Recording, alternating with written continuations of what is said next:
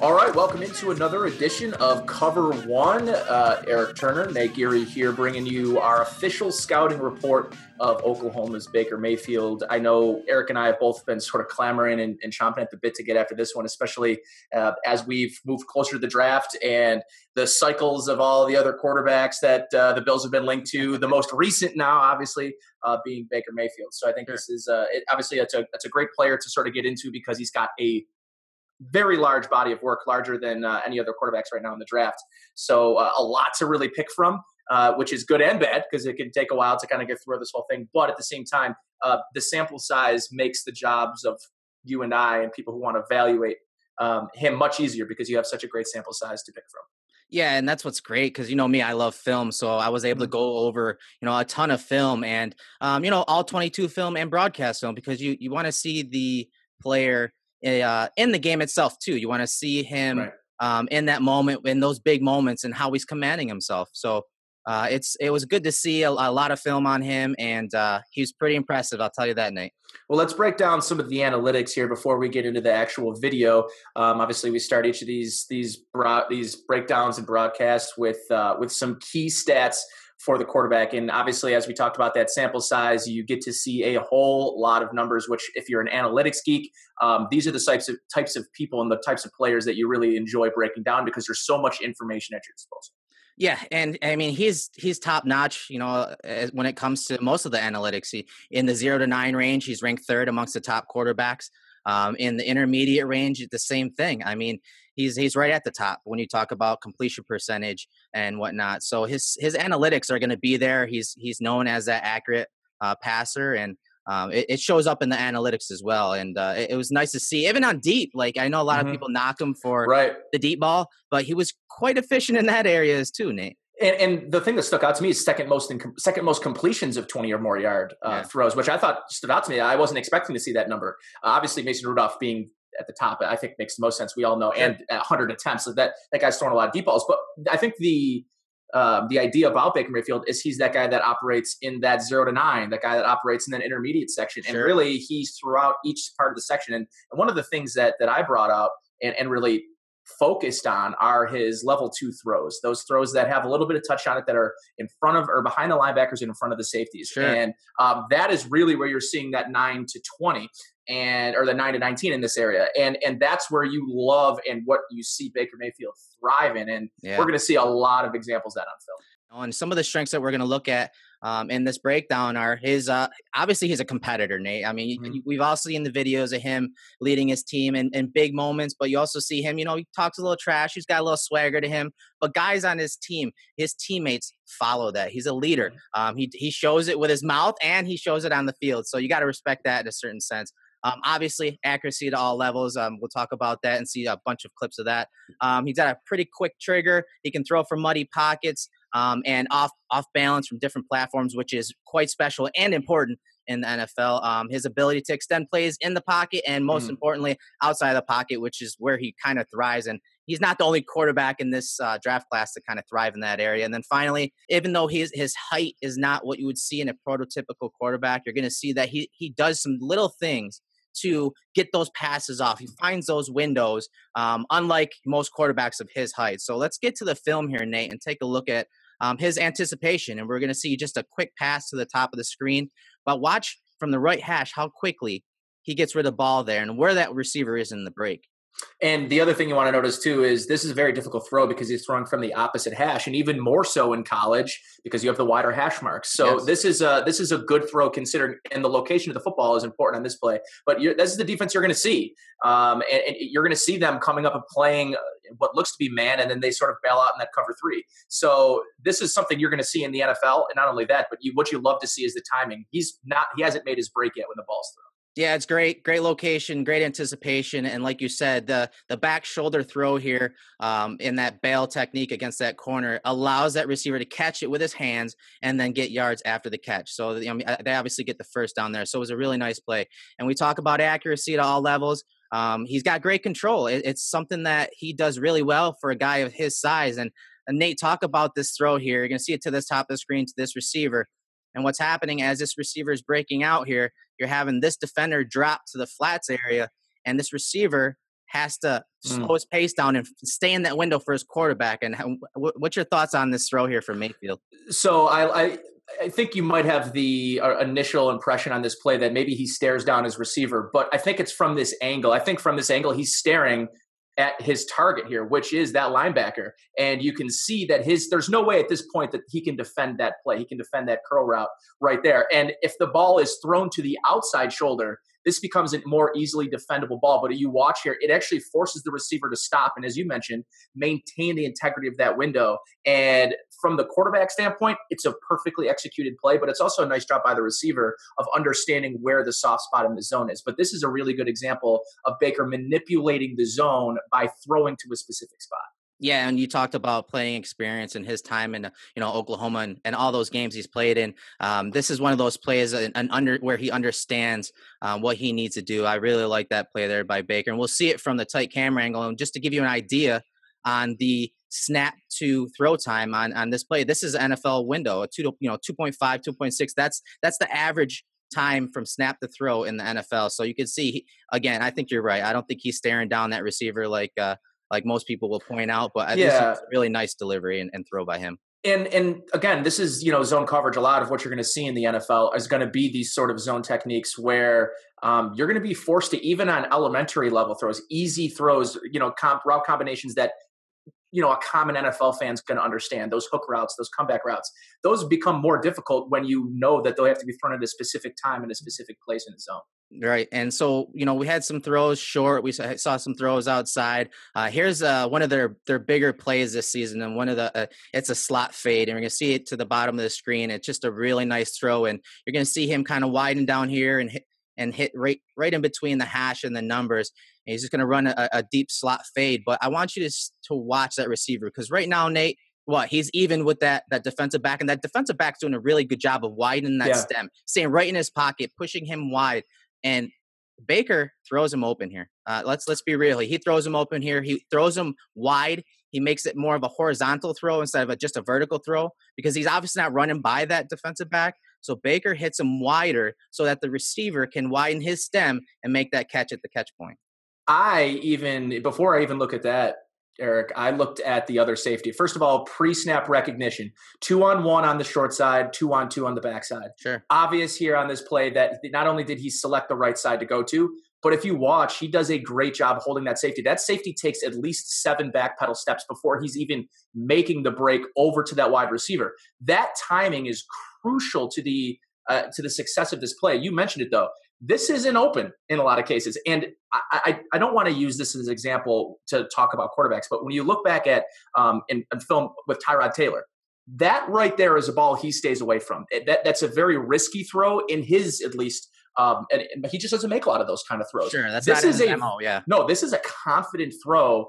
Not only that, but it's a hell of a throw accuracy-wise. Yeah, it's ridiculous. We're going to see that eye discipline from the tight camera angle a little better, like you said, because post-snap, he does hold that safety immediately, looks right at him. I mean, it's that single high safety. I don't know why this defense played this much single high versus Baker in this game, because they hit a few of these slot fades. It's actually the most efficient pass play that they had in this game, and he didn't pass that much this game. But again, that eye discipline, very good, quick fake, but then just holding that safety, and he just drops a dime to this wide receiver. Yeah, in our last film breakdown, I talked a little bit about the rules that I learned about a single high compared to a two high. And in this, he uses that same discipline. You attack sort of course, it wasn't exactly the middle of the field because of where the ball ends up, but that is by design. He, in theory, throws this guy open because of where the ball is. This becomes an undefendable type of throw, because even if you're running side by side, if you throw a good bucket ball, and that's why you get that depth towards in between the hash mark and the numbers, so that you give yourself the numbers to the sidelines to sort of allow your quarterback a buck to throw in. The play execution is great, but the manipulation of where he throws the football makes this a very difficult route and a very difficult play to defend for a defense. Definitely. And this is the type of play that keeps defensive coordinators awake at night. Yes, I mean that's a perfect ball, versus really good defense. Yeah. I mean the responsibilities of the corner and the technique he played were on point, and guess what? They still made an explosive play by Baker Mayfield. So I really like that play. And here's another deep ball, but this one's more of a strike. This is a different trajectory on this, and what you're going to see is just a simple Mills concept. You're going to have just a deep dig or deep in route, and you're going to have this receiver widen his stem a little bit, and then hit to the post, and Baker's just going to drill him on this pass. Yeah, this is a great route combination. And this play, and I think it's the next play that we have on here, are two of my favorite throws from Baker. This is an extremely difficult, in my opinion, throw to make based on where the safety is. The safety is not really giving you a for sure place to go with the football here. Like he's not teeing you off on who to throw the football to, but that deep end right there becomes really a ball that is very, very difficult to throw. So wherever he throws the ball, it's going to have to be with a tremendous amount of velocity. Yeah, and this is always, the Mills concept is it's a typical quarters beater coverage, and that's what the defense appears to be in. So as soon as this receiver right here in the slot gets to, right past the linebacker level in this area, once he gets right about here, that's considered a vertical stem by that receiver. So then that means that the safety does pick up that in route. So that's why, and Baker knows this, and so does this receiver to the top. So that's why you see a little Dino stem outside here, and then you'll see him come right back to the corner. And I mean, this is the play design's perfect, but the execution and the throw is even better, because guess what? The location of it is he throws it a little high so that this safety back here, or this corner, back here, can't get his hands on the ball there, but the receiver, who obviously has eye on the ball, can make a play on it. And depending how the technique and the defensive backs in a cover four is taught, and on this one, you're seeing they're really sort of an open gate, and they're really just sidestepping or shuffling out. That, in this case, that's why you're going to see that hesitation move to the outside. It gives Baker and that wide receiver that extra, just like, even if it's just an inch, to make this throw possible. But you're totally right about the concept. I'm surprised the defense even considered having their safeties play at 7 to 10 yards against Baker Mayfield, knowing how accurate he is in this area of the field, which we're going to see more of throughout the show. But this is the area of the field that maybe Baker manipulates and has success in more than any other quarterback in this draft. Yeah, and you mentioned the depth of these safeties and corners. This depth right here that's showing, this is versus a 2x2 set. This is, that's handpicking this Mills concept, because that is just giving away. We're in quarters coverage, and guess what? Mayfield knows that. He's played in a lot of games. He's seen a lot of coverages, and he just nails it. And we'll see it from the tight camera angle, because I really do like his execution on this play. And one thing we're going to see a lot of too, Nate, is this little pump fake. Mm-hmm. That little pump fake, and you had mentioned the widening of that stem by that number one wide receiver. That does play into that safety biting on that number two as well. So that little things by Baker, kind of how we broke down some film last year and some of the quarterbacks, and how we like some of the little things that the quarterbacks did to make plays, just little things like that. And again, just the location. I mean, up and high, so the receiver can catch it. It was beautiful. Yeah, this is where these are the types of balls where Baker absolutely thrives, and this is the one that has stuck out to me since I saw it. I mean, it's such a beautiful play. This is the way that I always envisioned NFL offenses looking, and modern day NFL offenses look. So this is one of the better plays from him too. Everyone knows easily. Yeah, easily. This is easily one of his best plays as a college player. No doubt about it. So let's take a look at this, all right? Because they're playing TCU here. Obviously, they're in the red zone. So we'll look at the route first by Andrews. What Andrews is going to do is going to stem inside here, because this defender is responsible for kind of walling off that number two wide receiver and passing him on to the safety. So what Andrews is going to do, he's going to push inside, but then work back around him and get to the middle of the field here. But before we get to the actual throw itself, let's work pre-snap, Nate, and kind of talk about the blitz that TCU brings off the edge here. And they show it too soon, kind of like the last play where they showed the coverage too soon. Well, they showed the blitz here too soon, and you'll see Mayfield point it out. You'll see him point out that blitz because he knows it's coming with these two defenders sitting right here stacked. He points it out right there. Okay, so he's got a blitz coming off the edge, all right? Got the safety over the top right here. And just a really nice play, because here comes that blitz off the edge, and kind of walk us through what Baker's thinking here on this pass. So obviously you mentioned it, he sees the blitz immediately. So your eyes need to go to both safeties, in my opinion, on this play, and you find out who's flat-footed.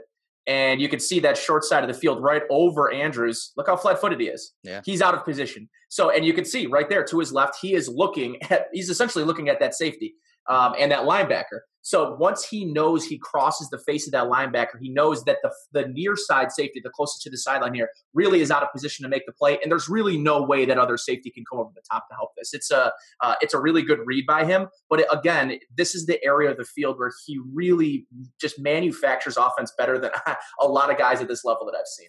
Yeah, and that's what's great. I'm glad you mentioned the safeties because you see the two linebackers. They're in that wall off position. All right, and you mentioned the short field safety here. Keeping them away from the middle of that field. Yes, okay. But the other thing that I noticed on film that was so beautiful was him checking this deep safety. Watch this because he knows that Andrews is going to try to work to this side of the field, right? He's going to work to the middle here.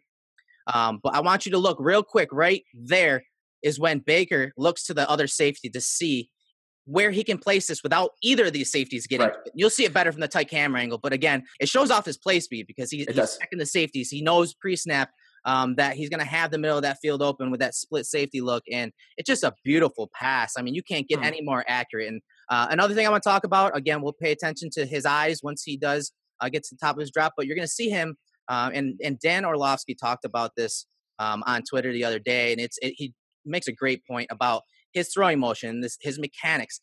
He's not a guy that needs to step into a throw when he throws because of the back foot, that little corkscrew that you'll see right at the top of the pass. You'll see him do a little corkscrew, and it generates velocity. He doesn't have to step into it. Right there, you see that little corkscrew in the back foot that generates velocity. He can throw against any platform from any platform. That's what's great about that. What he does here, I do want to show that area where he did look off that safety because right here, he quickly checks. He checks his safety. I know he's not in the frame, but he checks his safety to make sure it's all clear so that he can hit it right back here in the back of the end zone. So a really nice play, and I do like his mechanics on this pass. And what's important is understanding how you're beating the defense. And he understands right now. And I think that's another spot that Baker just has over a couple of others, of course. And it comes with experience. It comes with seeing this all the time. But for me, it's his knowledge of that left safety on this part of the screen. He's beat. He's flat-footed. There is no way he's going to be able to get over. So that's why you're seeing him peep that other safety. Does he? And that peep probably holds him for a quarter of a second, but that quarter of a second allows him to feel confident about making the throw. And you mentioned the accuracy, the ball placement on there. Is there a receiver that's maybe more excited about the possibility of playing with Baker Mayfield than Kelvin Benjamin, for God's sakes? Like just the way that he kind of plays the game, conducts himself in the air. These are the types of plays that I would think would be a staple of the Bills' offense, especially in the red zone. Yeah, when you have a guy that has the confidence and trust of his receivers to make these kind of throws, whether it be in the corner of the end zone, back of the end zone. I mean, we saw it. One of the clips in the Ohio State game is it was 3rd and like 7 or 8, and he threw a back shoulder pass towards the end zone that his receiver caught pretty much almost 1 yard out of bounds, but his feet were in. So he's confident in his abilities, and when you have that type of accuracy, whether it's general accuracy or placement itself, you got to be happy as a receiver when you're bringing a guy like that. And I talked about that corkscrew, that ability to throw from different platforms, and you see it here to the top of the screen. You're just going to have a 2-man route to the top of the screen, and it's just a little pivot by this receiver back outside. All right, and he's got the slant coming across here, but you'll see there's pressure. They're bringing pressure, and they're bringing a delayed blitz as well. And he has his 2 running backs in his face. He has a rusher in his face. He doesn't even have really an area to set and throw, but he's able to get this pass off accurately, Nate, where the receiver can run afterwards. And you see this time and time again, especially on these sorts of routes, these outbreaking routes to the sidelines, when either there's a defender in his face or he's forced to move away from the pocket. He still leads his receiver and his target every time, it seems like. These are the sorts of plays he really thrives in. First of all, I love that route combination against what they did. Like that Lincoln Riley, I don't know. Sometimes I think that he's an evil genius, but this is such a great play call. And it's executed so well because he doesn't, like you mentioned, there is a muddy pocket in this situation, but he's got his own offensive lineman, like right up in, or I think it's his running back, like right up in his grill. Yeah. And he doesn't allow that to affect him at all. And it goes back to what you talked about, being able to throw off multiple platforms. Yeah, beautiful play design, like you said, with this slant and then pivot route, because these 2 defensive backs are obviously they're worried about these 2 guys and whether they should switch or they should stick man to man. And obviously that little pivot route was just wide open. We'll see it better from the tight camera angle. It's a legal pick. It's a legal pick play. Is really what it is. That right there is a legal pick play. Definitely. And again, that muddy pocket. There's guys all around him. Again, we're talking about a guy that is not the tallest guy that can see over a lot of these defenders and offensive linemen for that matter, but he's able to, with his ability to throw and generate velocity with that little corkscrew, that little screw on his back foot. That is tight quarters. That's tight quarters, man. That is real tight quarters. And then, throw in the accuracy to boot, and then a little, yardage after the catch. It's just a beautiful play call, and something that we see a lot of on film. And his trigger is quick. I mean, he doesn't need that base, Nate, and that's what's exciting about him, especially if you were to insert him into Brian Dable's EP system. I mean, plays like these. I mean, I know this guy's open, but let's kind of break this down, because this slot receiver is going to become wide open, but look at his route. So off the press, he's able to get a free release inside, that's awesome. He's wide open. But look at the picture that Baker's looking at now. So he's got to worry about this guy making a play on the ball. He's got to get it over the top of this linebacker, and then he's got to worry about the safety somehow possibly getting over to that side of the field to make a play on the ball. So talk about his throw here, how, kind of the quick trigger and his platform when he makes this throw. So again, I go back to the 1 high versus 2 high look. He maintains that same discipline. And on this play, this ball really is thrown just a tad late, considering he beat him a little bit earlier. But again, and I like what you talk about his platform, because this is a player that isn't like boasted about as being the best arm talent in this draft. It's not elite arm talent. It's not considered elite NFL arm talent. It gets the job done, absolutely. And a lot of times it looks effortless. On this play, it looks absolutely effortless. He's flicking his wrist. And I mean, that's not ideal. I mean, it's not where you want your feet at the end of the throw, but he makes it work. But the zoom in there too really kind of shows you how perfect this ball placement is, knowing that the corner is completely turned around, and that safety's, if you lead that into the safety, it's probably an incomplete pass, and that's a buddy pass. That's you getting your wide receiver killed. He protects his receiver, and he delivers a great throw. But the read in itself is really great off the bat. Those are the types of things that happen quickly. You can't plan for your wide receiver to not be jammed at the line of scrimmage. And I can tell you that defensive coordinator is not happy about that. It's great for the offense, but the defensive coordinator needs you to get hands on that wide receiver, especially in the slot and that defense. Yeah, you're right. And that placement high, again, he kind of level 2 throw. Yeah, he keeps it behind him with some touch so that the safety can't get to it. He gets it up over this linebacker right here, number 13, which is feet in itself, because, again, he has to get it there in that window. It might have been a little late, but he's still got to get it there on a good line so that, his guy can make a play on it. And we're going to see this again. And here's another play where, he's not that tall, but he's able to make these throws from the pocket over guys in the second level, and even guys in the first level along the defensive line. Here's another play where you're going to have that running back, running a little Texas route out of the backfield. So he's going to bring this linebacker with him, and that guy's going to be in the passing lane for the slant behind him. But again, he has the awareness that linebacker is going to be in that pass lane. He has the awareness to throw it up and over that guy right to his receiver to get some yards after the catch. And on that last play too, I just don't understand how he throws the ball as accurately as he does, with at times how a little sloppy his base gets, and how really off balance he is when he's throwing the football. A lot of these throws are really arm throws, and that last one is a great example of it here. But on those level 2 throws, those are things that they're very difficult to teach. They're instinctual. The ability to take it off, take a little something off the ball, put a little bit more air on it. Those are things that it's very difficult to teach someone. Like, you just have to know and understand that, because of everything that's happening in sort of the middle of the game situation like this, to have the wherewithal to say, this is the sort of throw I need to make for it to be successful is what you see time and time again from him on film. It's one of those things. Yes, he had a great offense at Oklahoma. Sure. Lincoln Riley put together a fantastic offense, and a lot of guys were running open, and he just, he was a distributor. He's that point guard, right? And this is one of those plays where there was really no one open initially, and talk about how he uses his shoulder here to kind of climb the pocket and to keep that ball away from that edge rusher, and then obviously reestablish his eyes downfield to make this pass to Mark Andrews.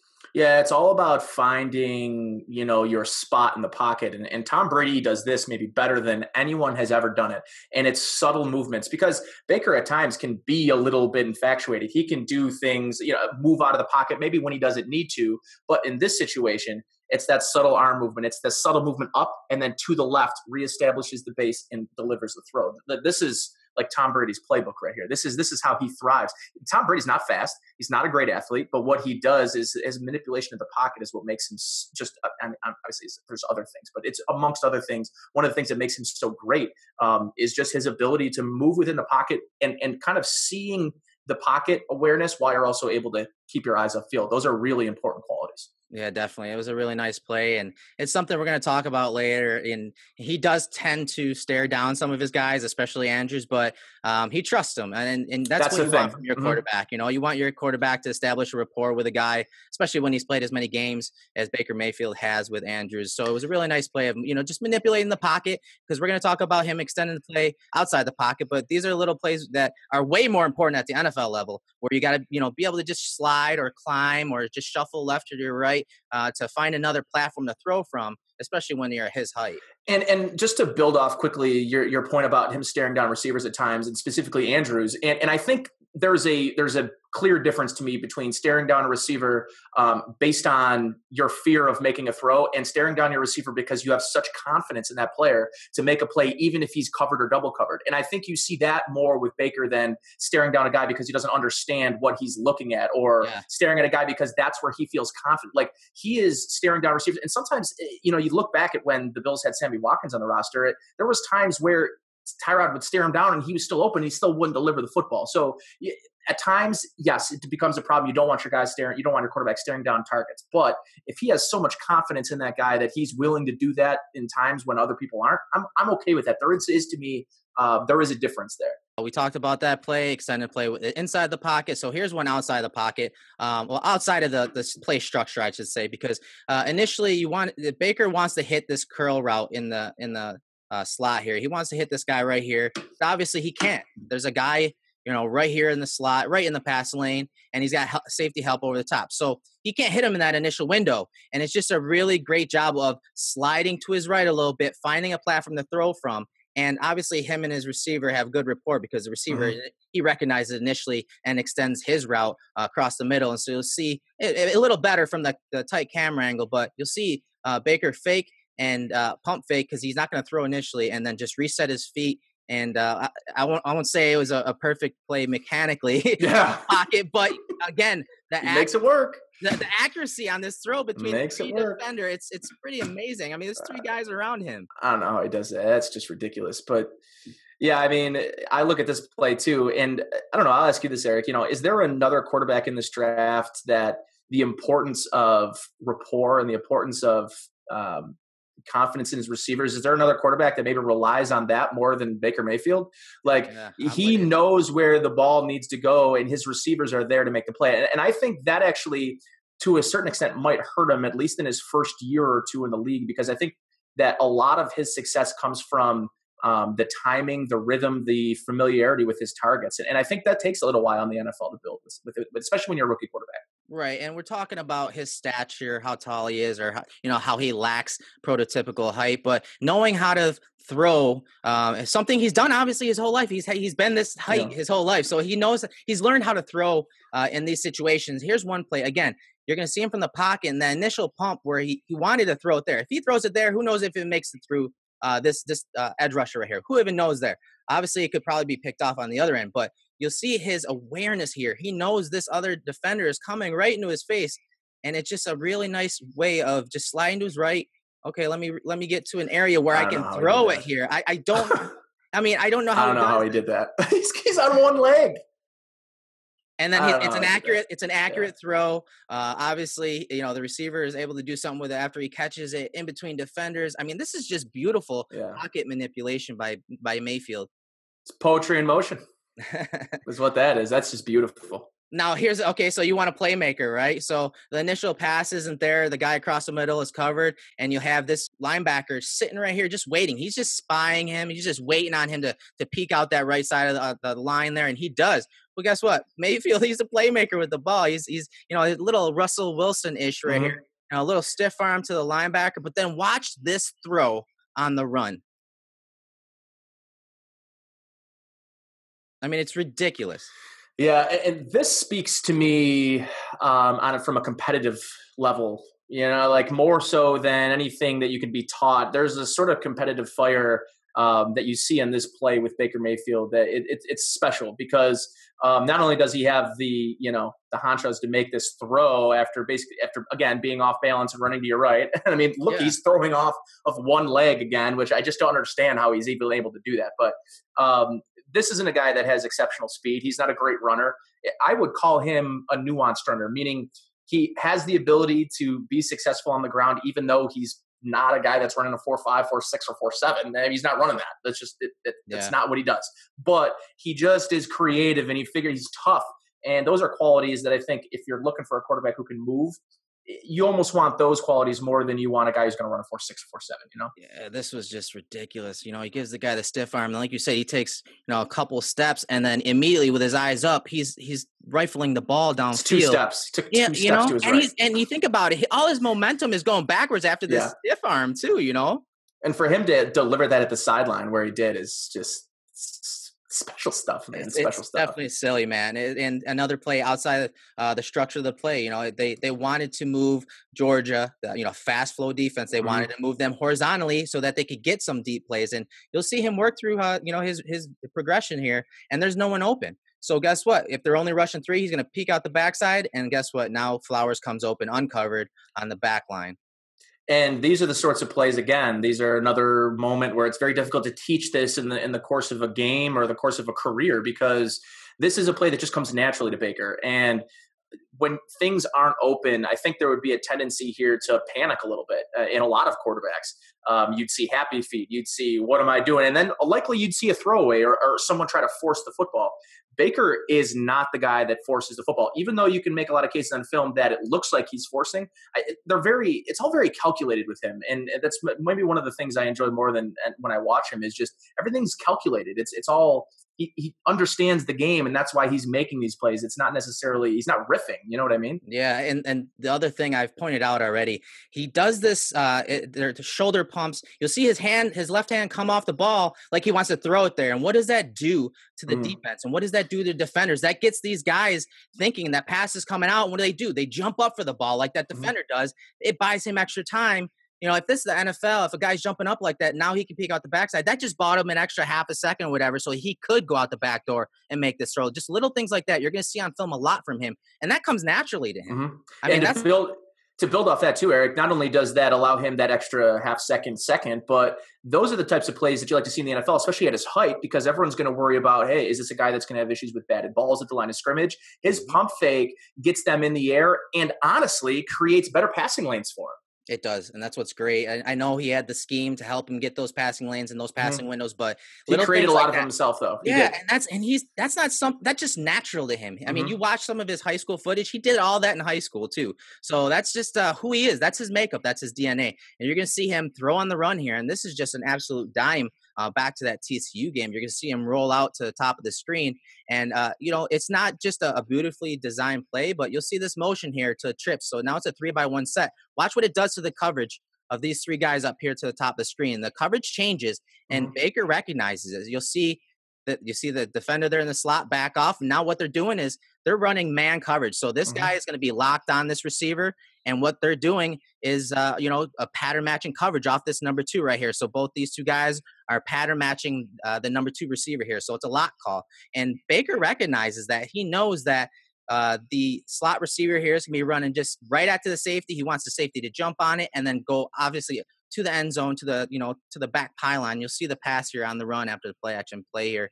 And the safety just bites hard on that little in fake, and boom, wide receivers out the back door and into the end zone. And I mean, just a dime by Baker. Yeah, and you mentioned it. I mean, the play design's brilliant on the play again. Another one of those plays where you're just like, Lincoln Riley is an evil mastermind. But no, you're right. And the movement outside the pocket where he's able to make this throw obviously very accurately. But the thing that I like is that you're talking about is that recognition, is him recognize the change in coverage and finding which guy is the most vulnerable. And you look at the 3, obviously you've got the guy who's really sort of man up on him. If that's a go route, that's probably the guy that I'm looking at because he's the closest to the player. But you look, he's really put those 2 defenders in a world of hurt, both again on their heels. And that's why you're seeing them totally off balance. All it took was one head fake. It's not like he did something crazy out there. It was a quick head fake and it totally blew away those 2 defenders. So really good play design, but again, just good execution, great ball placement to give his receiver a chance. Yeah, and we're going through some more of his strengths, and I know